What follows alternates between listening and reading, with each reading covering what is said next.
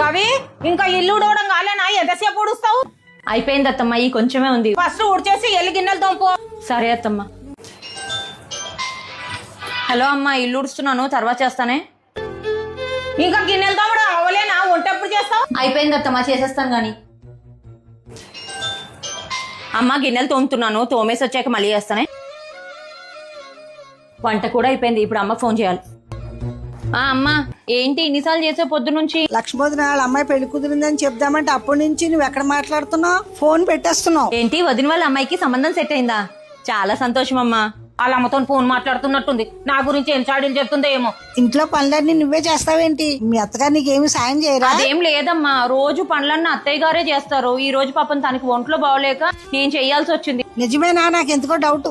నువ్వేం అనుకున్నట్టు కాదమ్మా, నన్ను చాలా బాగా చూసుకుంటారు. కన్న కూతురు కన్నా ఎక్కువ చూసుకుంటారు తెలుసా. అవునా? సర్లే ఉంటాను. సరే ఉంటానే. ఏంటమ్మా నేను నీ మీద ఎంత విసుక్కున్నా ఎంత చిరాకు పడ్డా గానీ మీ అమ్మకు నా గురించి ఎంత మంచిగా చెప్తున్నావు. ఇప్పుడు మీ గురించి తప్పుగా చెప్పి ఈ చిన్న విషయాన్ని పెద్ద గొడవ చేయడం నాకు ఇష్టం లేదు అత్తమ్మ. ఇదే మా అమ్మాయి ఉంటే తిట్టేది కాదా? అలాగే అనుకుంటానండి. వయసులో చిన్నదానమైనా గానీ పెద్ద మనసుతో ఆలోచన చేసావమ్మా. ఇన్నాళ్ళు నిన్ను బాధ పెట్టింది. నిజంగా నీలాంటి కోడలు